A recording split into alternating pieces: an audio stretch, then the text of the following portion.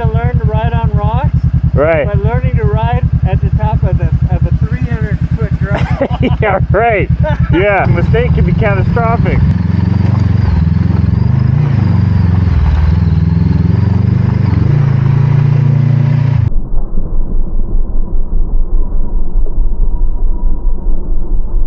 (5,377 feet). Another 300 feet and we're going to reach the peak of where we are going to be today. Yeah, is that St. Helens? Yeah. That's crazy.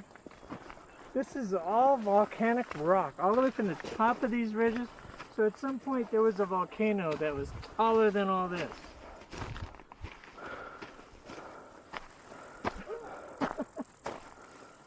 It's crazy.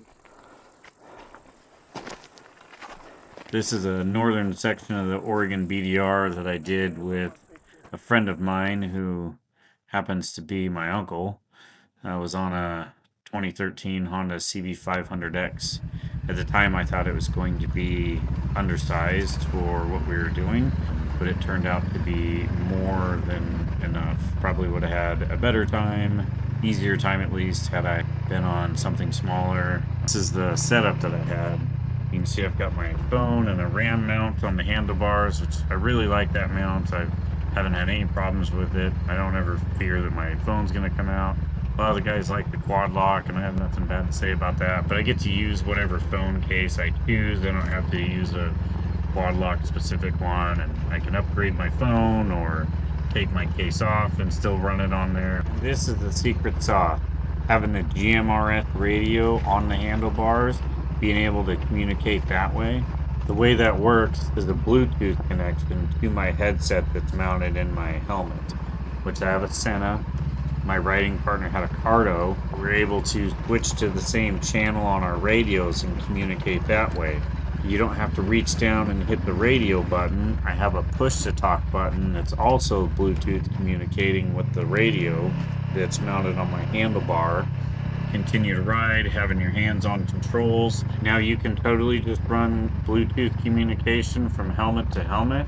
But what we found is this is so much better because the distance that we can communicate is a lot greater. You can go around corners, over hills, through the brush, be spread out on the trail, stay out of each other's dust, have a little bit of solitude, but you can still communicate efficiently. Another thing that we really enjoyed about this was being able to communicate only when you really wanted to. We didn't have the obligation of there's an open line of communication like there would be with the Bluetooth, so there's just dead air and you feel like you need to fill that space with some kind of communication. But there's always a downside. Additional cost, I think the radio is around $150, another $20 for the push to talk button. You've got batteries that you have to keep charged now. It's one more mount to buy, one more thing to maybe lose. But so far, this is the best option